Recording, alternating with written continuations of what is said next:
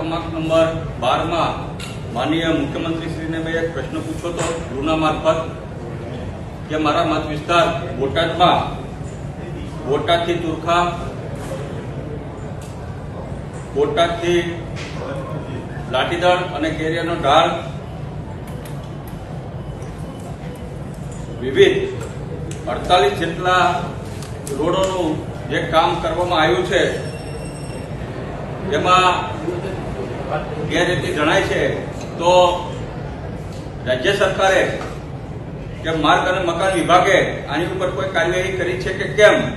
અને કરી હોય તો કેવા પ્રકારની કાર્યવાહી કરવામાં આવી છે, તો તેના જવાબમાં માનનીય મંત્રીશ્રીએ મને ગૃહની અંદર જવાબ આપવામાં આવ્યો હતો કે મારા મારફત 48 જેટલા રોડોની તપાસની મેં માંગણી કરી હતી માનનીય મુખ્યમંત્રીશ્રીને, જેમાંથી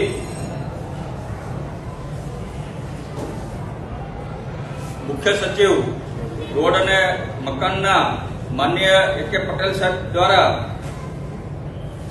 9 જેટલા આપ જોઈ શકો છો રોડોના તપાસના હુકમો કર્યા હતા, જેમાં બોટાદથી બદલાનો રોડ હોય, બોટાદથી રંગપતનો રોડ હોય, બોટાદથી કચ્છનો રોડ હોય, બોટાદ ધંધુકા બરવાળાનો રોડ હોય, બોટાદ તુરખાનો રોડ હોય, આવા 9 જેટલા તપાસના હુકમો કરવામાં આવ્યા હતા. સાથોસાથ માનનીય મુખ્યમંત્રી શ્રી પાસે 1 વર્ષ પહેલા આ રોડોના ફરિયાદો જ્યારે મને મળી હતી ત્યારે એવિડન્સ સાથે, વિડીયોગ્રાફી સાથે મેં માનનીય મુખ્યમંત્રી શ્રી પાસે તપાસની માંગણી કરી હતી. પણ દુઃખ સાથે કહેવું પડે છે કે આના જવાબમાં 48 જેટલા રોડોની જ્યારે મેં તપાસની માંગણી કરી હતી તો એક પણ રોડનો અહેવાલ આજ દિવસ સુધી મને આપવામાં નથી આવ્યો. સાથોસાથ ગૃહના મારફત માનનીય મંત્રીશ્રીએ શરમ અનુભવવાની જગ્યાએ ખોટા નિવેદનો ગૃહમાં આપવામાં આવ્યા છે કે ઉમેશભાઈએ જે રોડ શરૂ નથી થયો એની પણ તપાસ માંગવાનું આવી છે. એ ખરેખર પાયા વિહોણી છે. તમે જોયું છે કે મારા મત વિસ્તારમાં અલગ અલગ ઓછામાં ઓછા 60 રોડોના કામો ચાલી રહ્યા છે. એમાંથી 2 રોડ એવા હતા કે જે 2 ગામ સેમ હતા, અને જે મને માહિતી આપવામાં આવી છે કાર્યપાલક બોટાદ એન્જિનિયર દ્વારા, જ્યારે સ્થળ તપાસ કરી હતી પોતે મેં, ત્યારે મોટા ભાગના રોડોમાં ગેરરીતિ જણાઈ હતી. મોટા ભાગના રોડ જે કરવામાં આવ્યા છે એમાં એક જ એજન્સીને કામ આપવામાં આવી રહ્યા છે,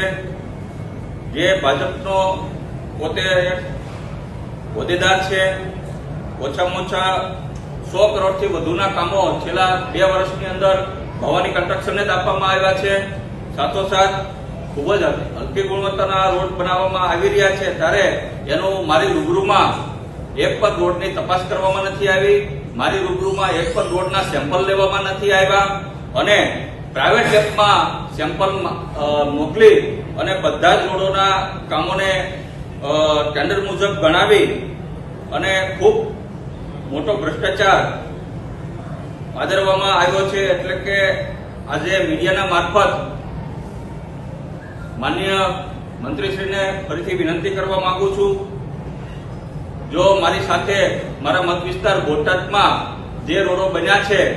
એ બોટાદથી લાઠીદળનો રોડ હોય તો ભલે, બોટાદથી ગઢડાનો રોડ હોય તો ભલે,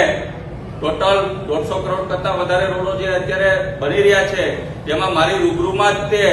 જો સેમ્પલ લેવામાં આવે અને આ સેમ્પલ જો સરકારી લેબમાંથી ચેક કરવામાં આવે તો ખૂબ જ મસ્ત મોટું આમાં ગેરરીતિ જણાઈ રહી છે. ઘણા બધા રોડો એવા છે કે તમે જોઈ શકો છો કે આમાં 2019-20 માં મંજૂર થયેલા છે, એના કામો અત્યારે શરૂ કરવામાં આવ્યા છે. એટલે કે પેમેન્ટ પહેલા ચૂકવાઈ ગયું છે અને રોડની કામગીરી અત્યારે કરવામાં આવી રહી છે. આ ફર્સ્ટ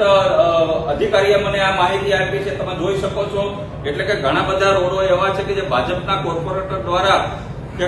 એના મળતિયાઓ દ્વારા ખોટા પ્રોગ્રેસ રિપોર્ટ બનાવવામાં આવ્યા છે, અને મસ્ત મોટું મારા બોટાદ જિલ્લામાં રોડ અને બિલ્ડિંગનું કૌભાંડ ચાલી રહ્યું છે એમાં માન્ય મંત્રીશ્રી દ્વારા તપાસ કરવાની બદલે ગૃહમાં ખોટા નિવેદનો આપી અને આમ આદમી પાર્ટીને અને મને વ્યક્તિગત બદનામ કરવાનું કામ કરી રહ્યા છે. અને જો મંત્રીશ્રીમાં કે મુખ્યમંત્રીશ્રીમાં હિંમત હોય તો પછી મારી રૂબરૂમાં જ તે જે રોડોના કામો ચાલી રહ્યા છે જે થઈ ગયા છે અને પેમેન્ટ ચૂકવાઈ ગયું છે ખોટા કોંગ્રેસ રિપોર્ટ દ્વારા, જો મારી રૂબરૂમાં તેના સેમ્પલો ઉઠાવવામાં આવે તો દૂધનું દૂધ અને પાણીનું પાણી થઈ જાય છે.